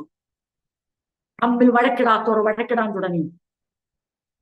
ഏത് കാര്യത്തിന് ഉത്തരവാദിത്വം എടുക്കുന്ന അബ്രഹാം പറഞ്ഞു, ഈ കാര്യത്തിന് ഉത്തരവാദിത്വം എടുക്കത്തില്ല. You do what ever you want. അന്ന് ഇംഗ്ലീഷിലെ 16 അധ്യായത്തിൽ എഴുതിയിരിക്കുന്ന ഞാൻ വായിക്കാം, അപ്പൊ നിങ്ങൾക്ക് കുറച്ചുകൂടെ വ്യക്തമാവും. എന്തൊരു അനുസരണോ അബ്രഹാം അതുപോലെ അനുസരിച്ച് സാറാ പറഞ്ഞു. കാരണം പറയുന്നത് തെറ്റല്ല. അന്നത്തെ നാട്ടു നടപ്പനുസരിച്ചതൊക്കെയാ. പലരും നമ്മളോട് ചോദിക്കും, ഇതൊക്കെ നാട്ടു നടപ്പില്ലാത്തതാണോ?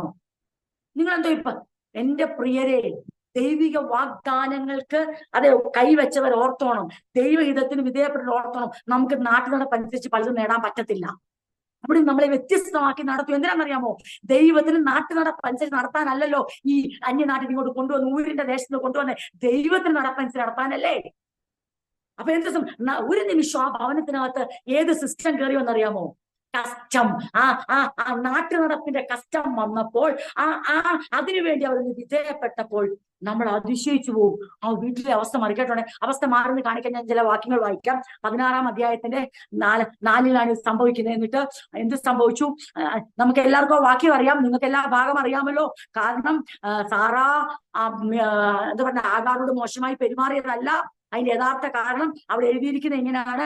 But when 4-ന്റെ അടുത്ത ഭാഗം, but when Hagar knew she was pregnant, she began to treat her mistress Sarai with contempt.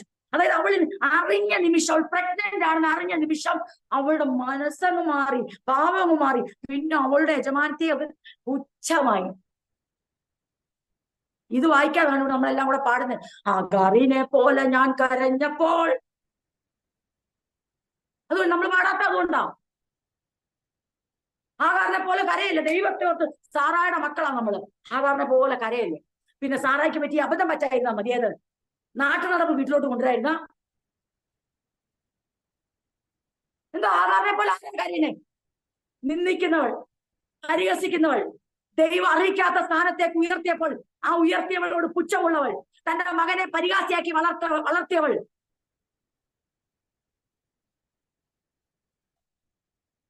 അതുകൊണ്ടാണ് ആഗാർ ഇറങ്ങിപ്പോയപ്പോ എന്തോ ദൈവം പറഞ്ഞത്. വായിക്കേ, ഞാൻ ഒന്ന് പറഞ്ഞു, ഇത് പറയാനാ പറഞ്ഞത് കേട്ടോണേ. വീട്ടിലെ വഴക്ക് കേട്ടോണേ. യജമാനെ എന്ന് വിളിക്കുന്ന സാറയുടെ മാറ്റം ശ്രദ്ധിച്ചോണേ. സാറാ നമ്മുടെയൊക്കെ പ്രശ്നം നമുക്കറിയാം. നമ്മുടെയൊക്കെ നിങ്ങൾ വിചാരിക്കും ദൈവമേ ആന്റി ഇപ്പൊ ലോത്ത് പോയ സാറാ വന്നു, ലോത്ത് പോയി ഇപ്പൊ സാറാ വന്നു, കുറച്ച് എന്റെ കുറ്റമല്ല. നിങ്ങളത് മനസ്സിലാക്കുമ്പോ എന്തോ. അപ്പൊ നമ്മൾ പലപ്പോഴും നമ്മുടെയൊക്കെ മനസ്സിലുണ്ടല്ലോ, നമ്മൾ സ്ട്രോങ് ആകുമ്പോ നമുക്ക് ഭയങ്കര, നമ്മളെ ആരെങ്കിലും നിന്ദിക്കുകയോ വേദനിപ്പിക്കുകയോ ചെയ്താലുണ്ടല്ലോ, നമ്മുടെ ഒരു ഓട്ടോമാറ്റിക് ആയിട്ട് ഒരു ഹ്യൂമൻ ടെൻഡൻസിയാണ് നമ്മൾ അതിനൊരു കാരണക്കാരെ കണ്ടെത്തും. നിങ്ങൾ കാരണമായില്ല. കേട്ടോ, സാറ പറഞ്ഞത് കേട്ടോണേ, വളരെ രസകരമാണ്, പക്ഷെ വളരെ വേദനാജനകമാണ്. അപ്പം സാറയ്ക്ക് മനസ്സിലായി എന്താണെന്നറിയോ? സാറ തന്റെ മാനത്തിനു വേണ്ടി ചെയ്തത്, Sara she wants to be honored and she wants to be a mother of a child at least through her maid servant. അവളുടെ ദാസിയുടെ മകന്, ആ മകനെ അവളുടെ ഭർത്താവിന്റെ ആയതുകൊണ്ട് ആ മകനെ സ്വന്തമാക്കിയിട്ട് അമ്മ എന്ന പദവിയിലേക്ക് അവൾ മാനിക്കപ്പെടാൻ അവൾ കണ്ടെത്തിയ പ്രൊവിഷൻ അവളുടെ ജീവിതത്തിലെ ഏറ്റവും വലിയ വേദനയ്ക്ക് കാരണമായി. എന്താ അറിയാൻ കാരണം അവളെ അമ്മയാക്കാൻ ദൈവം ഓൾറെഡി നിശ്ചയിച്ചു വെച്ചിരിക്കുക. വെറും അമ്മയല്ല, രാജാക്കന്മാരുടെ അമ്മ, പ്രഭുക്കന്മാരുടെ അമ്മ. വെറും മാതാവല്ല, വിശ്വാസികളുടെ മാതാവ്. വെറും മാതാവല്ല, വാഗ്ദത്ത പ്രകാരമുള്ള മാതാവ്. വെറും മാതാവല്ല, ലോകത്തിന്ന് വരെ ഉളവാകാത്തൊരു മാതാവ്. കുഞ്ഞുങ്ങൾ ഉളവായ പോലെ ഇതൊരു മാതാവിനെ ദൈവം ഉളവാക്കുക നിർജീവത്തിന് ജീവനിലേക്ക്. സാറ വിചാരിച്ചു ദൈവം എന്റെ ഗർഭം അടച്ചിങ്ങനെ അത് തുറക്കത്തില്ലെന്ന് വിചാരിച്ചു. അതിനകത്ത് സാറയെ കുറ്റം പറയല്ല. കാരണം സാറയെ കുറ്റം പറയാം, സാറയ്ക്ക് മുമ്പേ നോക്കാൻ സാറയ്ക്ക് ആരും ഇല്ല. നമുക്കിനി പറയാൻ പറ്റത്തില്ലത്. അങ്ങനെ സാറ് പറയുവാണേ, സാറയ്ക്ക് സങ്കടമായി. ഇന്നറായാലും മലയാളം ഒന്ന് നോക്കുവാണേ, 5-ാം വാക്യമേ. Then Sarai said to Abraham, നമ്മുടെ മലയാളത്തിൽ എങ്ങനെയാന്ന് ഞാൻ നോക്കാം, ഇംഗ്ലീഷിൽ നല്ല രസം വായിക്കാൻ. This is all your fault.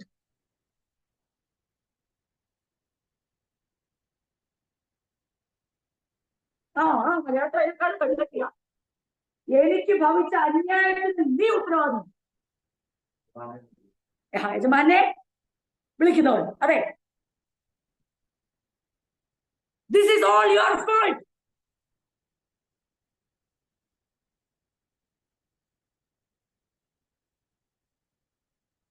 I put my servant into your arms, but now that she is pregnant, she treats me with contempt. ഞാൻ എന്റെ ദാസിയെ നിനക്ക് തന്നത് എന്നെ ഞാൻ നിന്ദിക്കപ്പെടാനല്ല. ഇന്ന് രാത്രി ഈ വചനം പറഞ്ഞ് ഞാൻ നിർത്തിയാലും നഷ്ടമാകത്തില്ല. കാരണം അറിയോ, പലതും മാനിക്കപ്പെടാനാണ് നമ്മൾ ചെയ്യുന്നത്, പക്ഷെ റിസൾട്ട് ആകണമെന്നില്ല. പക്ഷെ ദൈവം നമ്മളെ നിന്നേൽപ്പിച്ചു കൊടുത്ത് എത്ര വർഷം നടത്തിയാലും അത് യഥാർത്ഥത്തിൽ നിന്നയാകത്തില്ല, അത് മാനമാകും. കാരണം ദൈവം താഴ്ത്തിയാൽ പോലും അതൊരു ഉയർച്ചയാണ്. ദൈവം നിന്നെ കേൾപ്പിച്ചു കൊടുത്താൽ പോലും അതിനകത്തൊരു മാനമുണ്ട്. പക്ഷെ നാം മാനം കണ്ടെത്താൻ ശ്രമിച്ച് ഉണ്ടാക്കുന്ന സകല സ്കീമുകൾ ദൈവം പൊളിക്കും. സാറ ഇതുവരെ പറഞ്ഞു കേട്ടിട്ടില്ല ഞാൻ നിന്നെ. സാറയ്ക്ക് ഇത്രയും വർഷം നിന്നയില്ലായിരുന്നു. She never told that somebody is mocking me, abusing me. എവിടത്തെ നമ്മൾ കാണുന്നില്ല. സാറയ്ക്ക് നിന്നയില്ലായിരുന്നു, പക്ഷെ സാറയ്ക്ക് ആ നിന്നെ ദൈവം ആക്കിയില്ല. പക്ഷെ സാറ ഇപ്പം പറയുകയാണ്, എനിക്ക് സഹിക്കാൻ പറ്റുന്നില്ല. എന്റെ വാക്ക് കേട്ട്, ഞാൻ പറയുന്നത് കേട്ട്, എന്റെ ആജ്ഞാനുവർത്തിയായി ഞാൻ ഇരിക്കാൻ പോകാൻ പറഞ്ഞ വരാൻ പറഞ്ഞാൽ വരണ്ട. എന്റെ വാക്കിന് ചലിക്കേണ്ട എന്റെ ദാസി ഇപ്പൊ എന്റെ യജമാനത്തിയാകാൻ ശ്രമിക്കുന്നു. അതിന്റെ കാരണം അവൾ പ്രഗ്നന്റ് ആയി, ഞാൻ പ്രഗ്നന്റ് അല്ല. പക്ഷെ ഇത് ആരുടെ തീരുമാനമായിരുന്നു? സാറയുടെ തീരുമാനം. പക്ഷെ സാറയുടെ ഹൃദയം വന്നപ്പോ ദേഷ്യം ആരോടെ വന്നേ? നമുക്ക് ആർക്കും ഇങ്ങനെ വരാറില്ലല്ലോ, അല്ലെ? നമുക്ക് പിന്നെ ദേഷ്യമേ വരാറില്ല. നമുക്ക് പിന്നെ ആരെങ്കിലും നിന്ദിച്ച ചിരിക്കുന്നവരാണല്ലോ നമ്മൾ. ആരോടും ഒന്നും പറയത്തില്ല. അച്ചച്ച അവരെന്നെ നിന്ദിച്ചു, ഞാൻ ചിരിച്ചോണ്ട് പറയും. അല്ല, സാറയുടെയും പ്രശ്നം നമ്മുടെ പ്രശ്നം തന്നെയാണ്. സാറ നിന്ദിക്കപ്പെട്ടപ്പോൾ സാറയ്ക്ക് പിന്നെ ആ ദേഷ്യം ആരോടാ തീർക്കണ്ടേ? നമ്മുടെ മാതാപിതാക്കൾ അങ്ങനെയാണല്ലോ. അവർ തമ്മിലൊരു വഴക്കുണ്ടേ അന്നത്തെ ദിവസം പിള്ളേർക്ക് അറിയത്തോന്നില്ല എന്തിനാ തല്ലിയെന്ന്. കാരണം അവർക്ക് ആ തല്ല് എവിടെയെങ്കിലും തീർത്ത് ദേഷ്യം തീർക്കാൻ എന്ന്. പക്ഷെ സാറയ്ക്കാകെ ദേഷ്യം തീർക്കാൻ ആരേ ഉള്ളൂ? അബ്രഹാമേ ഉള്ളൂ. നേരെ അങ്ങോട്ട് എന്നിട്ട് പറഞ്ഞു, this is all your fault.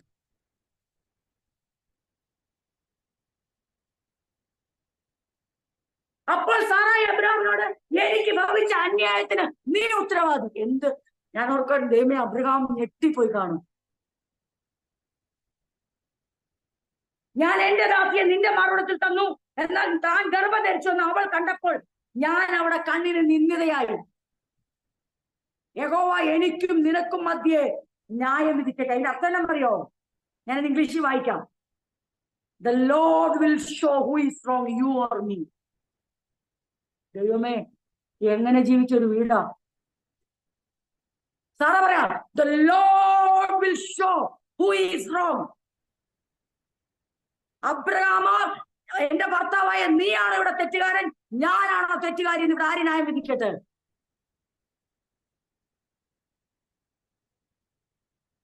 വിശ്വാസം എന്തോ ഞാനും നീയുമായി.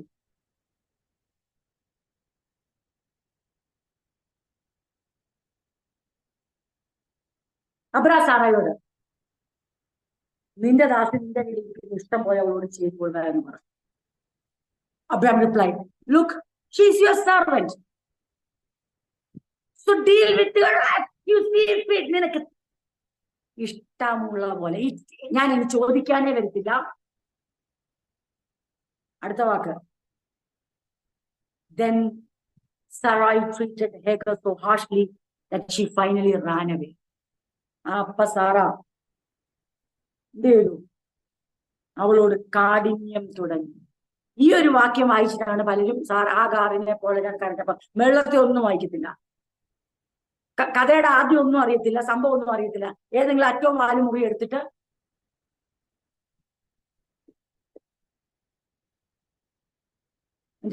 സമയം ഇവിടെ തോന്നി.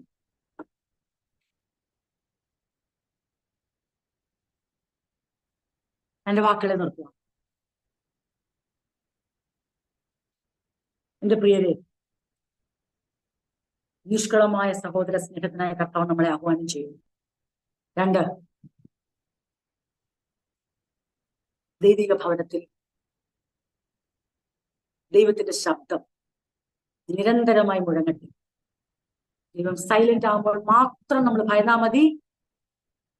ദൈവത്തിന്റെ ശബ്ദവും ദൈവത്തിന്റെ ഇടപെടലുകളും ആലോചനകളും നിറയുന്ന ഒരു ഭവനത്തിലും നമ്മൾ ആശങ്കപ്പെടേണ്ട കാര്യമില്ല. ഏത് നിന്നെയും മാനമാക്കാനുള്ള മറുമരുന്ന് ദൈവത്തിന്റെ കയ്യില്. ഏത് അപമാനത്തെയും മാനമാക്കുവാൻ, ഏത് നിന്നെയും ഏത് രട്ടിനെ അഴിപ്പിച്ച് സന്തോഷം ഉടിപ്പിച്ച് വിലാപത്തെ നൃത്തമാക്കി തീർക്കുവാനുള്ള മറുമരുന്ന്, ഏത് കയ്പിനെയും നൊടി നേരം കൊണ്ട് മധുരമാക്കുവാൻ മാറായെ മധുരമാക്കിയ പോലെ മധുരമാക്കാനുള്ള മറുമരുന്ന് കയ്യിലുള്ളവനാണ് നമ്മുടെ ദൈവം. പക്ഷേ അവന്റെ ശബ്ദം നിലയ്ക്കല്ലേ. നമ്മുടെ ഇഷ്ടങ്ങൾക്കായി അബ്രഹാമിന്റെ ഭവനത്തിൽ ദൈവത്തിന്റെ ശബ്ദം, അത് കഴിഞ്ഞുള്ള ഭാഗങ്ങൾ നമ്മൾ ചിന്തിക്കുമ്പോൾ നമുക്കറിയാം വീണ്ടും ദൈവം സംസാരിക്കുന്നു. പക്ഷേ ആ ഒരു അധ്യായം അല്പം വേദനാജനകമാണ്. അത് പറയാതെ തൊടാതെ 17 18 പോകണമെന്നാണ് ഞാൻ കരുതിയത്. പക്ഷെ നടന്നില്ല. അത് തൊടാതെ അപ്പുറത്തോട് ചാടാൻ തന്നെ ഇരുന്നേ. ആ ഭാഗം ടച്ച് ചെയ്യുക വേണ്ടാന്ന് ഓർത്തു. ആ വീട്ടിനകത്ത് പ്രതീക്ഷിക്കാത്ത ശബ്ദങ്ങൾ. നിന്റെ കുറ്റം കൊണ്ടാ, this is all your fault, എനിക്കുണ്ടായ അന്യായത്തിന് നീ ഉത്തരവാദി, ദൈവം ന്യായം വിധിക്കട്ടെ, ഞാനാണോ തെറ്റുകാരി, നീയാണോ തെറ്റുകാരൻ. ആരുടെ വീട്ടിലെ സംസാരമാണ്? ലോത്തിന്റെ വീട്ടിലെ അല്ല, അബ്രഹാമിന്റെ വീട്ടിൽ.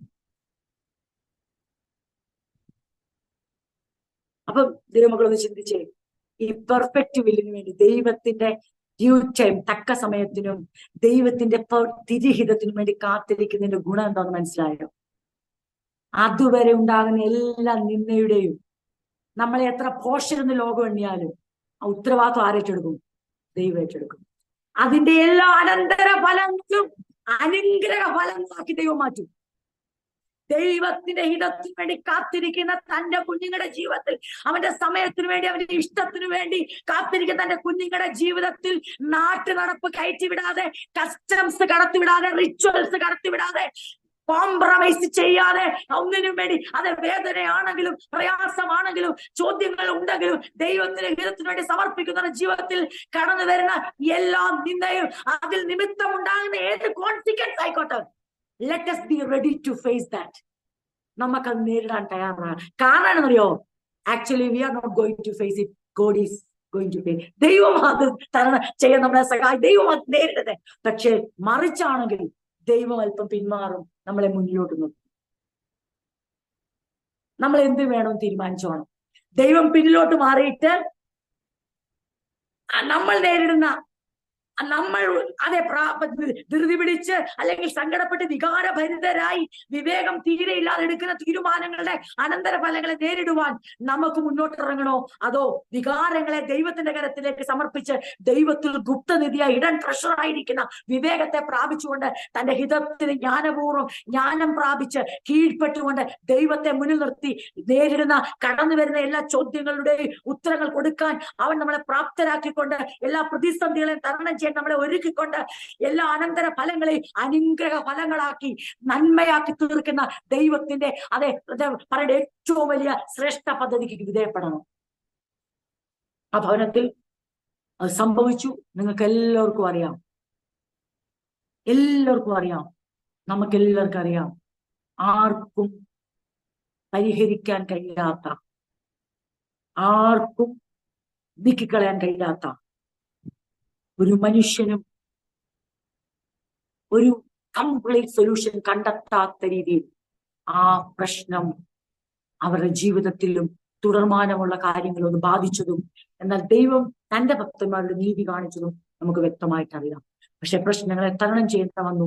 ഒരിക്കലും അബ്രഹാമിന്റെ വീട്ടിൽ സംഭവിക്കാൻ പാടില്ലാത്തത് സംഭവിച്ചു. അതേ ദാസിയെ പുറത്താക്കേണ്ട വന്നു, തിരികെ വന്നു. വീണ്ടും അവൾ സ്വയം പുറത്തിറങ്ങിപ്പോയി, തിരികെ വന്നു. വീണ്ടും അവൾക്ക് പോകേണ്ട വന്നു. ഒത്തിരി പ്രതിസന്ധികൾ, അസ്വസ്ഥതകൾ, അത് അനിഷ്ടമാകുന്ന അവസ്ഥകൾ. ഒന്ന്, സാറയ്ക്ക് ദേഷ്യം വരുന്നു. 2, മകനുമായി പുറത്തിറക്കുമ്പോൾ അബ്രഹാമിന് അനിഷ്ടം. ഒരു തീരുമാനം എടുക്കുമ്പോൾ ഒരാൾക്ക് ഇഷ്ടപ്പെടത്തില്ല. ഇതാണ് പെർമിസീവിന്റെ ഏറ്റവും വലിയ പ്രശ്നം. ഒരു തീരുമാനം എടുക്കുമ്പോൾ ഒരാൾക്ക് ഇഷ്ടം, അതെ അടുത്ത ആളെടുക്കുന്ന ഇയാൾക്ക് ഇഷ്ടപ്പെടത്തില്ല. എന്നാൽ പെർഫെക്റ്റ് വില്ലിന്റെ പ്രത്യേകത കേൾക്കണോ? പെർഫെക്റ്റ് വില്ലിന് ദൈവത്തിന്റെ സമയത്തിന് വേണ്ടി കാത്തിരിക്കുന്നവർക്ക് ആ തീരുമാനങ്ങൾ എല്ലാവർക്കും ഒരുപോലെ സമാധാനപൂർവവും അനുഗ്രഹവും അതിന്റെ ഫലങ്ങൾ വളരെ നീതിപൂർവവും ദൈവപ്രവൃത്തിയുടെ അതേ ശ്രേഷ്ഠമേറിയ ദൈവപ്രവൃത്തിയുടെ അനന്തര ഫലങ്ങളുമായിരിക്കും. ഇന്ന് രാത്രി കണ്ണുകളെ അടച്ച് പ്രാർത്ഥിക്കാം, ദൈവം നമ്മളെ സമർപ്പിക്കാം, നമുക്ക് നമ്മെ തന്നെ ശോധന കഴിക്കാം. എന്റെ ജീവിതത്തിൽ ഞാൻ എങ്ങനെയാണ് സഹോദര സ്നേഹത്തെ നിവർത്തിക്കുന്നത്? എനിക്ക് സഹോദര സ്നേഹമുണ്ട് സത്യമാണ്, പക്ഷെ എന്റെ സഹോദര സ്നേഹം ദൈവത്തിന്റെ അഗ്നിജാലക്കൃത്ത കണ്ണിനകത്ത് സ്ക്രൂട്ടനി ചെയ്താൽ, അതിനകത്തുള്ള ശോധന കഴിച്ചാൽ, അതിനകത്തുള്ള കടത്തിവിട്ടാൽ അതൊരു വെറും ചാരമായി പുറത്തു വരുമോ, അതോ ഒരു പൊന്നിനെ പുറത്തിറക്കുന്ന പോലെ തിളക്കമോടെ പുറത്തു വരുമോ? ദൈവത്തിന്റെ അഗ്നിമായ കരങ്ങളാൽ എന്റെ സഹോദര സ്നേഹം ശോധന കഴിക്കപ്പെട്ടാൽ അതിനകത്ത് നിഷ്കളങ്കത ഉണ്ടായിരിക്കുമോ, അതോ അതിനകത്ത് മറ്റു ലക്ഷ്യങ്ങളുണ്ടോ? 2, ദൈവത്തിന്റെ നിരന്തരമായ ശബ്ദം എന്നെ അസ്വസ്ഥമാക്കുന്നില്ല, എന്റെ വീടിനെ അസ്വസ്ഥമാക്കുന്നില്ല. കാരണം അത് ഞങ്ങളുടെ വികാരങ്ങളുടെ അടിസ്ഥാനത്തിൽ എടുക്കേണ്ട പല തീരുമാനങ്ങളിലും ഞങ്ങളെ രക്ഷിക്കുന്നത് ദൈവത്തിന്റെ മാറ്റമില്ലാത്ത വചനത്തിന്റെ ഇടപെടലാണ്. അത് വീണ്ടും ഞങ്ങൾക്ക് ആവശ്യമാണെന്ന് നാം സമ്മതിക്കുന്നുണ്ടോ? ഉണ്ടെങ്കിൽ നമ്മുടെ ഭവനത്തിനകത്ത് അത് വയലൻസ് നടക്കത്തില്ല. നമ്മുടെ ഭവനത്തിനകത്ത് ദൈവത്തിന്റെ ശബ്ദവും നമ്മളുടെ ഏറ്റവും ശ്രേഷ്ഠമായ ജീവിതവുമായിരിക്കും വെളിപ്പെടുന്നത്. അബ്രഹാമിന്റെയും സാറയുടെയും ജീവിതത്തിൽ ആദ്യ സംഭവം അവരെ വേദനിപ്പിച്ചു. അത് ഒത്തിരി പ്രശ്നങ്ങൾക്ക് കാരണമായി. അവരുടെ ജീവിതത്തിൽ അവരെ ഏറ്റവും വേദനിപ്പിച്ചു, സങ്കടമുണ്ടാക്കി, പരസ്പരം അത് വഴക്കിന് കാരണമായി, കുറ്റപ്പെടുത്തലിന് കാരണമായി. ദൈവത്തെ നടുക്ക് വെച്ചു, ദൈവം ന്യായം വിധിക്കട്ടെ എന്ന് പറഞ്ഞു, എല്ലാം കൊണ്ടു. എന്നാൽ തുടർന്നുള്ള ദിവസങ്ങളിൽ ദൈവം തന്റെ ഇതൊന്നും കണ്ടിട്ട് ദൈവം ചാടിക്കറിയൊന്നും ഇടപെട്ടില്ല. ദൈവം തന്റെ സമയത്ത് ഇടപെട്ടെ. ഇന്ന് രാത്രി ഇതുകൂടെ ചിന്തിച്ചോണം. നമ്മൾ കിടന്ന് ബഹളം വെച്ചുകൊണ്ട് ദൈവം തന്റെ പ്രവൃത്തിയുടെ തീയതി മാറ്റം വരുത്തുന്ന ആരും കേൾക്കണ്ട. നോഹയുടെ 600 സംവത്സരം 2-ാം മാസം 17-ാം തീയതിയെ ആകാശത്തിന്റെ കിളിവാതിലും 1000 തുറക്ക് ദൈവം തീരുമാനിച്ചതിന് 1 മണിക്കൂർ മുമ്പ് തുറക്കത്തില്ല. പക്ഷെ ആ സമയം വരെ കാത്തിരിക്കുക എന്നുള്ളതാണ് ഒരു ഭക്തന്റെ വിജയം. നമുക്ക് ഇന്ന് രാത്രി നമ്മളെ സമർപ്പിക്കാം. യുവജനങ്ങളാൽ ദൈവം നമ്മെ അനുഗ്രഹിക്കുമാറാകട്ടെ.